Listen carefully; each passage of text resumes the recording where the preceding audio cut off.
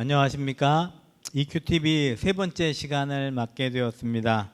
지난 두 번의 영상을 통해서 코로나 바이러스 시대 우리 예배의 문제와 또 교회의 공공성을 저희가 좀 나눠봤습니다. 많은 분들이 좋은 피드백을 해주셔서 힘을 얻었고요. 이제 세 번째 시간입니다. 오늘은 좀 더 새로운 주제로 이야기를 나눠보려고 합니다. 굉장히 어떻게 보면 중요한 주제이기도 하고 또 코로나 바이러스가 계속 진행되는 이 시기에 그리스도인들과 인류 모든 구성원들이 함께 생각해야 될 주제, 환경 문제를 이야기하려고 합니다. 자, 오늘 함께 하신 분들 소개해 드리겠습니다. 늘 함께 해주신 우리 전농교회 이광선 목사님. 자, 오늘은 특별히 귀한 전문가 분들을 모셨는데 한국 기독교 환경교육센터 살림의 센터장이신 유미호 선생님 나오셨습니다. 네, 안녕하세요. 네, 기독교 환경교육센터 살림의 부소장이시고 또 장로의 신학대학과 또 서울대학교 환경대학원에서 박사과정까지 공부하신 우리 김신영 박사님 나오셨습니다. 네, 안녕하십니까. 네, 오늘은 특별히 또 기대가 됩니다. 기대라고 하니까 좀 어색하긴 한데 코로나 바이러스 시대에 우리가 여러 가지 생각해야 될 주제들이 있지만 특별히 환경의 관점에서 이 사태를 어떻게 봐야 되는가 많은 분들이 공감하리라고 생각이 듭니다. 저희가 지금 5월 11일 이 영상을 찍고 있는데 어제 5월 10일 자정 기준으로 통계를 보니까 전 세계 확진자가 400만 명이 넘었습니다. 그리고 사망자가 28만 명이 넘었습니다. 그리고 발생국이 현재 213개국에 이를 정도로 세계적인 그런 추세가 아직 진행 중에 있습니다. 우리나라는 1874명이 확진자이고 현재까지 256명이 안타깝게 생명을 잃었습니다. 많이 진정이 되고 있는 것처럼 보였던 이 사태가 또 지난 주간 이태원에서의 그런 그 클럽의 확산으로 또 심각한 경고를 저희들에게 주고 있습니다. 코로나 바이러스는 아직까지 진행형이다라고 하는 것을 염두에 두면서 오늘 이제 환경의 관점에서 교회와 그리스도인들이 코로나 바이러스를 어떻게 바라보고 대처할 것인가 이 이야기를 좀 나누도록 하겠습니다. 먼저 우리 새로 전문가님들도 오셨고 그동안 코로나19 바이러스를 어떤 마음으로 보내셨는지 좀 말씀을 해주시면 좋겠습니다. 네, 다들 편하게 지내지 못하셨죠. 저 역시도 두려운 마음, 답답한 마음으로 어두운 긴 터널을 지나는 것 같이 지냈습니다. 금방 끝날 것 같았던 코로나19의 상황이 벌써 이제 4달을 넘어 5달을 바라보고 있는데요. 조금 진정되는 것 같아서 이 두려움이 사라질까 하는 생각을 했지만 말씀하신 것처럼 다시 확진자가 나오면서 걱정이 더 커지고 있습니다. 감염되지 않았고 또 격리되지 않은 채 지났더라도 일상을 멈추고 지낼 수밖에 없는 가운데 사실은 많은 답답함들을 느꼈었는데요. 한편으로는 이제 마음이 좀 아팠던 것은 아픈 사람들은 아픈 사람대로 아까 말씀하신 것처럼 28만 명의 전 세계에서 많은 사람들이 죽어가고 있다라고 하는 것에 마음이 아픈 것도 있지만 많은 사람들이 백신이 나오기만을 기다리고 백신이 나온다면 문제가 해결되는 양 기다리면서 예전의 일상으로 다시 돌아가겠다라고 하는 생각 속에서 지내고 있는 것을 보면서 마음이 좀 많이 아팠습니다. 이 상황이 어디서부터 왔는지 이 어려움 속에서 이 터널을 헤치고 나가려면 그 원인을 좀 보면서 우리가 어떤 삶을 살아야 할지 하는 것에 대한 성찰이 좀 있어야 하지 않을까 싶었는데 많은 사람들이 멈춘 것을 언제 다시 시작할 것이냐라고 하는 생각 속에서 사실은 그런 마음 속에서 마음의 아픔들을 더 많이 겪으면서 지낸 시간들이었습니다. 우리 유미호 선생님 이야기를 들으면서 정말 이 문제의 근원이 어딘가 이걸 좀 많이 생각을 하게 되는데 이번 코로나 사태를 겪으면서 교회적으로 뭐 한국 교회 전반적인 상황이겠지만은 아마 굉장히 큰 지금 그 몇십 년 동안 겪어야 될 일들을 한 두어 달 정도에 좀 겪었다고 이런 그 생각이 듭니다. 저는 그 코로나 상황이 시작되기 전에 이번 사순절에는 탄소금식을 우리 교인들하고 아주 열심히 실천하면서 사순절을 보내야 되겠다 이러던 중에 이제 그 코로나 사태를 맞았습니다. 그러다 보니까 제대로 실천도 하지 못하고 만나지도 못하고 이랬는데 몇 주 동안 그 예배를 드리지를 못하는 그런 상황, 또 지금도 예배를 부분적으로 이렇게 드립니다마는 그 상황 속에서도 온라인 예배를 녹화를 하면서도 기도하시는 분들마다 어떤 기도를 하냐면 코로나 사태를 기도하는 거는 뭐 어느 교회든지 다 하지만은 제가 마음에 아주 굉장히 이렇게 큰 그 뭐랄까 희망이랄까 이런 거를 받았던 것은 기도하는 그런 그 모든 성도님들마다 코로나 이 바이러스 사태를 통해 가지고 우리 삶의 뿌리가 지금 어디에 있는지, 제대로 우리가 살아가고 있는지, 하나님 앞에 또 그 하나님이 만드신 이 창조 세계 앞에서 우리의 삶을 좀 다시 한번 돌아볼 수 있는 그런 은혜를 구하는 이런 그 기도를 들으면서 하나님이 코로나 사태를 통해 가지고 교회에 또 새로운 메시지를 주시는구나 이런 그 생각을 좀 가졌습니다. 네, 감사합니다. 자, 이제 김신영 박사님. 네, 저는 환경을 공부하면서 사실 기후 변화, 뭐 환경 문제에 대한 재앙적 경고를 많이 접하지 않습니까? 예를 들면 뭐 극한 기후 현상, 뭐 태풍이나 뭐 이런 게 엄청 세져서 뭐 또 미세먼지, 미세 플라스틱, 또 방사능 문제가 요즘 많이 심각하니까요. 그런 걸 막 접하면서 과연 우리 인류가 이 많은 환경 문제 중에서 어떤 거에 가장 큰 반격을 받기 시작을 할까?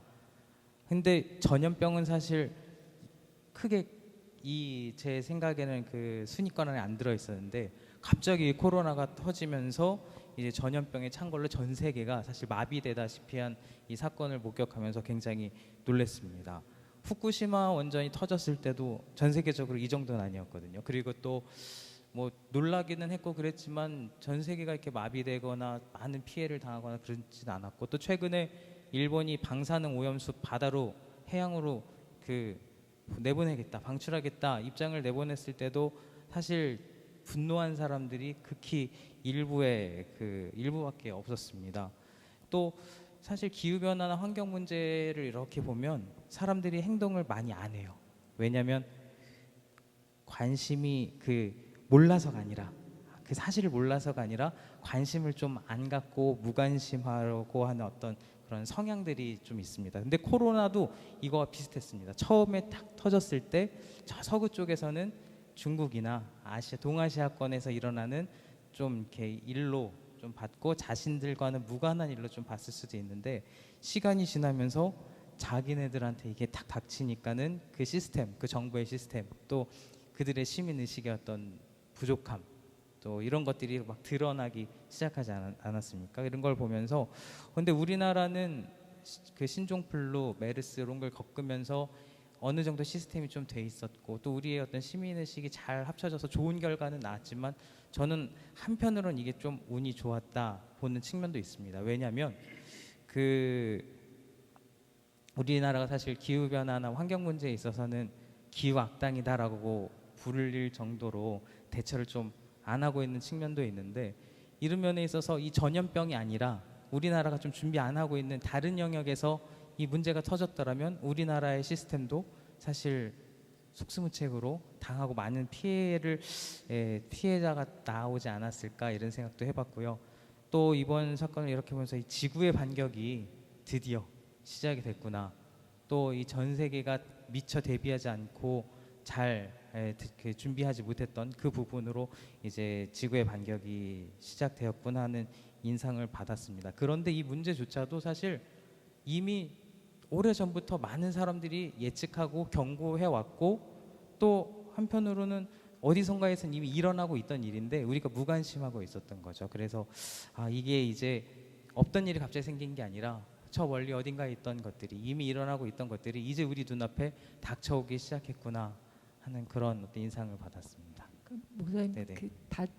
다들 저는 오히려 긍정적인 부분에 어떤 이야기들도 나올 줄 알았는데 아니어서 제가 이 기간을 보내면서 두렵고 답답하고 아픈 것들도 있었지만 사실은 미안하리만큼 힘든 사람들에게 미안하리만큼 저에게 되돌아보면서 이렇게 위안이 됐던 것들도 있어요. 그러니까 일상이 멈추면서 새롭게 많은 분들이 느끼셨을 텐데 일상을 다시 한번 묵상할 수 있는 시간이 됐습니다.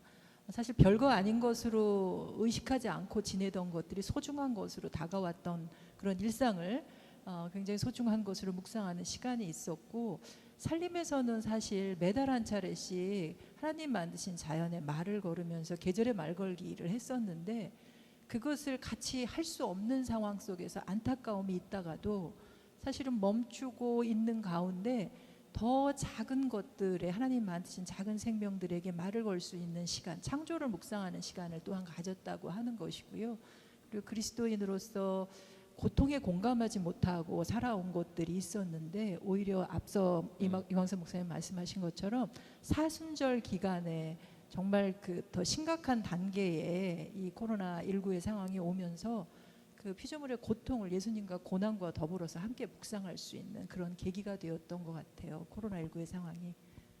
네, 감사합니다. 우리 코로나 바이러스가 지금 작년 말부터 지금 4개월 이상 계속되어 오면서 일상이 뭐 멈췄다라고 해도 과언이 아닙니다. 그리고 교회의 예배와 모든 활동까지도 잠시 멈춤이 있었는데 이제 다시 시작이 되지만 뭐 지금 말씀해 주신 것처럼 예전으로 돌아가기를 바라기는 어려울 것 같고, 그리고 또 이 멈춤의 시간에 우리를 돌아보고 또 일상에 대한 또 주변에 대한 그리고 오늘 저희가 얘기하려고 하는 지구와 자연에 대한 그런 돌봄과 발견을 다시 하게 되는 시간이 아닌가 생각이 듭니다.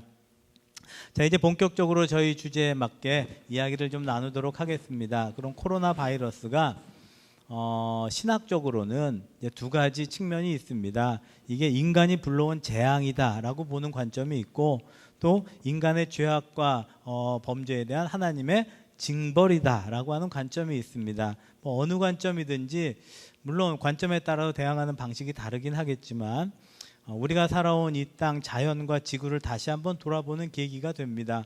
또 한편으로는 인간들이 전염병으로 그렇게 사회적 거리두기 또 집에 머물기 모든 활동에 멈춤을 하는 사이에 자연에서는 놀라울 정도로 회복이 되고 물이 맑아지고 동물들이 돌아오고 막 이런 소식을 또 듣게 되면서 한쪽에서는 인간들이 지구에 그동안 끼쳤던 해악들이 줄어들고 있다, 이런 관점들도 있는 것 같습니다. 자, 이 코로나 바이러스 사태를 보면서 자, 오늘 먼저 나눌 이야기는 그럼 지구가 우리에게 주고 있는 메시지가 무엇일까? 를 우리 특별히 우리 환경을 전공하시고 실천하시는 두 분 나오셨으니까 좀 말씀 좀 해주시고 또 이 목사님께서 또 얘기해 주시면 좋을 것 같습니다.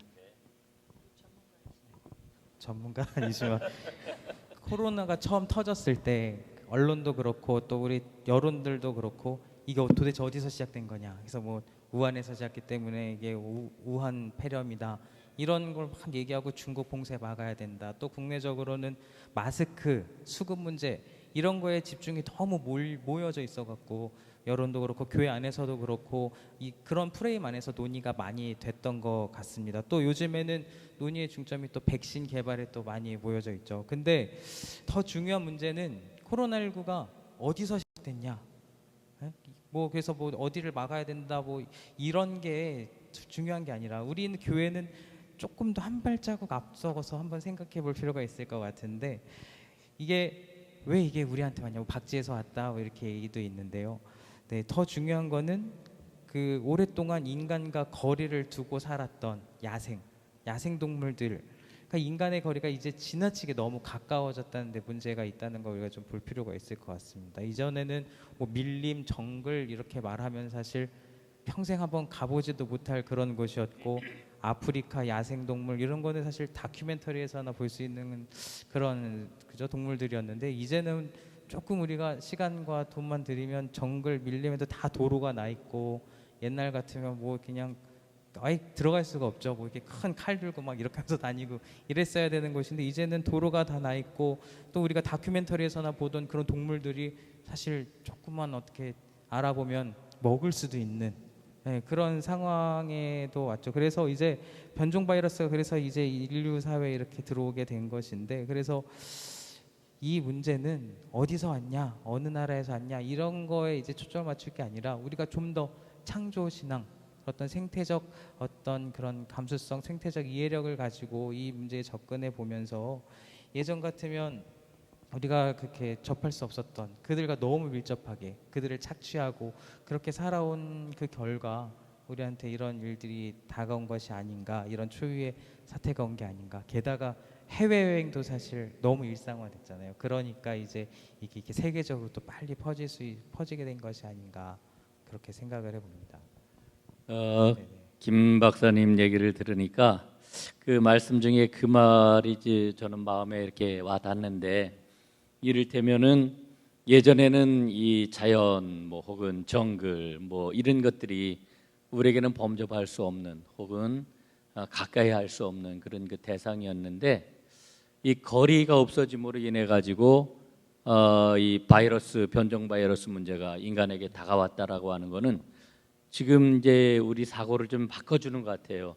이게 어디에서 온 거냐가 아니라 사실은 우리 인간이 가져야 할, 특히 신앙을 가진 사람으로서 가져야 할 경외에 대한 것들이 무너져 내렸기 때문에 이런 그 일들이 왔다. 그리고 이 코로나 바이러스를 혹 우리가 이번에 잡아낸다 할지라도 유사한 그런 그 일들은 언제나 대기하고 있는 게 아닌가, 뭐 이런 그 생각이 좀 듭니다. 예. 적정한 거리를 둔다고 하는 거 굉장히 의미 있는 말씀으로 들리는데요. 저는 이번 코로나19의 상황 속에서 그 지극히 작은 그 바이러스 하나가 전 세계를 두렵게 만드는, 두려워 떨게 만드는 것을 보면서 받고 있는 메시지가 둘일 수도 있고 셋일 수도 있는데요. 첫 번째는 그 앞서서 우리 박동 목사님 말씀하셨는데 두 가지로 신앙적으로는 본다. 하나님의 징벌이다. 그리고 자연이 우리에게 복수하는 거다. 이렇게 두 가지로만 보는데 저는 그 둘도 아니고 로마서에서 피조물들이 아주 극한 고통 속에서 신음하면서 하나님의 자녀를 기다린다. 하나님의 영광에 이르는 자유를 그들도 하나님의 자녀로 인해서 누릴 수 있게 된다라고 하는 말씀으로 저는 이걸 같이 해석하는데요. 자연이 우리에게 마지막 구조 신호를 보내는 거 아닐까라고 하는 생각을 합니다. 여직 듣지 못했고, 아니 들었으면서도 외면하고 있었던 것을 두고 이제 마지막으로 전 세계를 울리는 지금 그 신호를 보내고 있는데, 다행스럽게도 이 코로나19 이 바이러스만큼은 많은 사람들이 거기에 대해서 반응을 보이기 시작했다라고 하는 거는 굉장히 반가운 소식인 것 같아요. 반면에 코로나19보다도 더 심각한 상황이라고 할 수 있는 이 기후 위기에 있어서는 사실은 원래 인간의 책임이었음에도 불구하고 2007년에 이르러서야 간신히 인간의 전적인 책임이다. 그러니까 90% 이상이 인간의 책임이라고 전 세계가 합의했거든요. 전문가들을 통해서. 근데 그러고 나서도 그러니까 우리 책임이니까 우리가 뭘 해야지라고 하는 걸 2015년에 와서야 합의를 했단 말이에요. 그리고 합의한 것에 대한 대처 방안을 2018년에 와서야 1.5도에 관한 특별 보고서를 내놨는데도 거기에 대해서조차도 대응하는 게 거의 없어요. 우리나라도 아까 앞서 김신영 박사님 말씀하신 것처럼 기후 악당이라고 불릴 만큼 우리의 대처가 미흡한 수준에 있다라고 하는 걸 했을 때, 지금 우리가 듣고 있는 이 지구의 구조 신호에 우리가 어떻게 반응할 것인지라고 하는 것들이 굉장히 지금 긴급한 상태에 있다라고 하는 거랑, 또 한 가지는 저는 사실은 몇 년 전부터는 굉장히 절망, 비관을 하게 되는데요.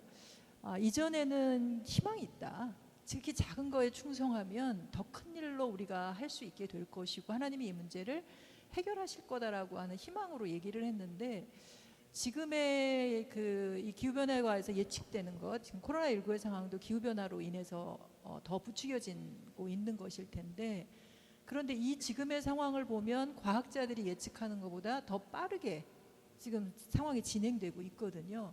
그러면서 저는 이제는 희망이 없지 않을까, 그래도 최소한의 노력은 해야 되지 않을까라고 하는 걸 생각을 하고 있었는데, 강제된 지구의 안식년이 사실은 희망을 보여주는 것 같아요. 가능해, 절망하지 마라고 얘기하는 것 같아요. 한다면, 지구가 전체적으로 마음을 합해서 행동한다면 할 수 있다고 하는 거를, 가능성을 보여주는 것 같아요. 중국에서 온실가스가 뭐 3분의 1 정도 줄어들고, 히말라야 산맥에 눈 덮인 산이 보이기 시작하고, 또 인도에도 그 바다거북이가 산란을 하기 위해서 막 수천 마리가 몰려오고 있다고 하고, 대도시에도 막 야생 동물이 돌아오고 있는 것들을 보면서, 강제된 안식년은 지속될 수 없지만 우리가 지금의 사인을, 이 구조 신호를 받고 같이 행동한다면 가능해라고 하는 메시지로 듣고 있습니다. 네. 예, 감사합니다. 지구가 우리에게 보내는 사인을 어떻게 해석하고 이해할 것인지 말씀해 주신 거 감사드리고, 특별히 인간이 가지고 있는 그 청지기로서의 책임감과 또 그것을 감당하지 못했기 때문에 혹시 우리에게 주어진 강제적인 안식년의 개념, 이런 것들이 저도 와닿고, 또 앞으로 어느 분야에서든지 그렇게 이해할 수밖에 없으리라고 생각이 듭니다. 사실 지구에 가장 해악을 끼치는 존재가 인간이었구나라고 하는 깨달음이 도처에서 나오고 있지 않습니까? 그렇지만 저희는 또 하나님의 창조 세계, 그리고 창조 신앙을 가지고 있는 그리스도인으로서 조금 더 적극적으로 다르게 봐야 되지 않을까. 그 앞에 이제 우리 유 선생님 말씀을 들으면서는, 우리가 청지기인데, 청지기는 자기에게 맡겨진 것을 잘 보호하고 지키고 관리하는 역할 아닙니까? 그런데 무엇을 하려고 하는 것보다 무엇을 하지 않는 것이 오히려 그 직분을 잘 감당하는 시대가 되었다라고 하는 게 조금 슬프기도 하고 안타깝기도 합니다. 그렇게만 머물 수는 없을 것이고 무언가를 해야 되겠죠, 적극적으로. 자, 그런 의미에서 저희가 지금까지 말씀하신 것을 좀 기억하시면서, 그럼 그리스도인이, 또 교회가 이 코로나 바이러스와 같은 비상 시기, 위기의 상황에서 또 하나님의 창조 세계와 자연을 생각하면서 어떻게 실천적인 대응과 이해를 할 것인가를 좀 나누도록 하겠습니다. 자, 그러면 좀 시간이 되었습니다. 우리 그리스도인과 또 뭐 인류가 가지고 있는 자연에 대한 청지기와 보호의 사명에 대한 각자의 또 말씀을 좀 나누시고 오늘의 시간을 좀 정리하는 게 좋을 것 같습니다. 이광선 목사님. 네. 그 청지기직이라고 하는 게 이제 굉장히 개별적으로다 들리잖아요. 개별적으로. 이제 아까 우리 유미호 선생님 얘기했던 강제된 안식년 얘기를 하셨는데, 사실은 지금 강제된 안식년이 이제 경제 활동이 멈춰가지고 그렇게 된 거잖아요. 이게 지금 모두 다 이제 우리나라에서도 지금 그 우리 문 대통령께서 새로운 뉴딜 지금 이야기를 하는데, 초점이 온통 어디에 맞춰져 있느냐 하면은 경제 활동을 정상화하는 데 맞춰져 있단 말이죠. 이런 상황에서 이 강제된 안식년이 가져왔던 이 지구 환경의 그런 회복의 가능성, 희망, 이런 것들이 또다시 금방 사라질 거라고 하는 이런 안타까운 마음을 갖는 거죠. 그래서 사실은 그 지금 박 박사님 얘기하는 것처럼 청지기 이야기를 하지만은 청지기 이야기 굉장히 공허할 수 있겠다. 그래서 그 다음번에 우리가 좀 시간이 된다라고 하면은 교회적으로 이 강제된 안식년을 통해 가지고 나타났던 이 생태 위기의 그 극복, 그 거기에 대한 그런 희망들을 우리가 좀 어떻게 그거를 좀 더 강하게 혹은 좀 힘을 모아가지고 해나갈 수 있을까? 뭐 이런데 저는 초점을 맞춰 한번 얘기를 해봤으면 좋겠다. 저는 개인적으로 이런 생각이 좀 듭니다. 네. 네, 감사합니다. 앞서서 박 목사님께서 청지기로서 뭔가 하기보다 아무것도 안 하고 있는 것이 오히려 이 지구에게는 오히려 회복의 시간이 될 수 있지 않을까라고 하는 그런 뜻을 조금 내비치셨는데 엄청 공감하면서요. 근데 실은 하나님이 처음에 만드시고 참 좋다 했던 그 순간에 대한 기억들을 그리스도인들이 많이 떠올려 봤으면 좋겠는데요. 그때 뭘 했을까? 그 순간 하나님이 참 좋다 하는 순간에 내가 하고 있을 것, 그러니까 어떻게 보면 나의 필요를 위해서 하는 행동이 아닌 것들은 남의 것을 탐하는 행동일 텐데, 코로나19로 인해서 많은 사람들이 욕심껏 하던 행동들을 멈춘 것이지 일상을 멈출 수는 없었어요. 실은 그러니까 숨 쉬는 거 멈출 수 없었고 밥 먹는 거 멈출 수 없었거든요. 그리고 최소한의 이동하는 것 다들 했고요. 그래서 사실은 저는 청지기로서 그리스도인들이 사람들이 다른 생명들과 다른 부분은 분명히 있다라는 생각이고, 그리고 이 코로나19의 그 감염병 또 종의 멸종을 가져오고 기후 위기를 더 악화시키고 있는 상황 속에서 그리스도인들이 할 일은 있다. 책임이 있으니까요. 근데 그 책임이 1.5도에 관한 특별보고서에서도 급진적인 이 개인의 삶뿐만 아니라 사회의 시스템을 전환하는 것에 대한 시나리오가 잡혀져 있는데 하지 않으려고 하는 거고, 정말 해야 할 건 안 하고 하지 말아야 할 것에 집중하고 있는 것들을 보면서 말씀하신 것처럼 다음에는 그리스도인들의 삶과 또 사회생활과 그리고 교회에서 구체적으로 할 수 있는 일을 해야 되지 않을까라는 생각을 해보고 있습니다.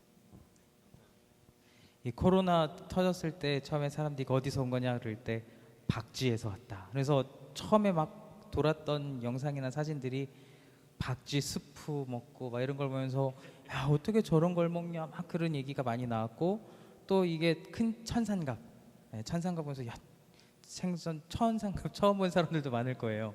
그걸 보면서 야, 이게 뭐 약재로도 쓰인다 먹는다 그러는데 도대체 저걸 어떻게 먹냐, 저걸 먹어갖고 미개하게 우리한테 저런 병이 왔다 뭐 이런 식으로 얘기를 했는데, 이 먹거리 문제거든요.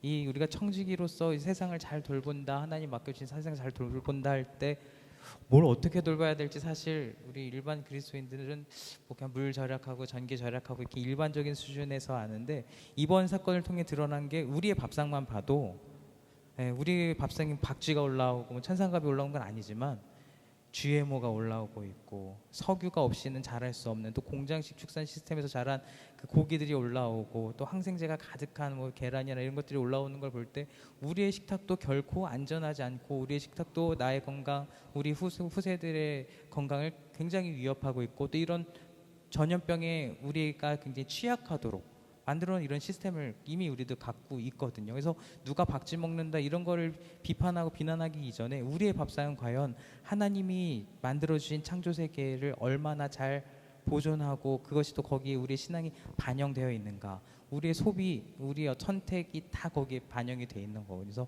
청지기라고 할 때 멀리서 보고 뭘 아끼고 뭐를 보존해야 된다 그런 것을 일단 너 거창한 걸 떠나서 일단 우리가 매일 삼시세끼 먹는 우리 밥상에서부터 과연 나는 얼마나 청지기적 소명을 다하고 또 관심을 갖고 있는가, 이런 것들도 한번 생각해 보면 좋을 것 같습니다. 네, 감사합니다. 오늘 코로나 바이러스 시대 교회와 환경을 생각하다 벌써 한 20분이 넘는 시간을 저희가 나눴습니다. 좀 우리가 청지기의 사명까지 왔습니다. 이제 이걸 구체적으로 어떻게 실천할 것인가도 또 이야기를 나누도록 하고, 오늘은 여기서 좀 인사를 나누도록 하겠습니다. 감사합니다.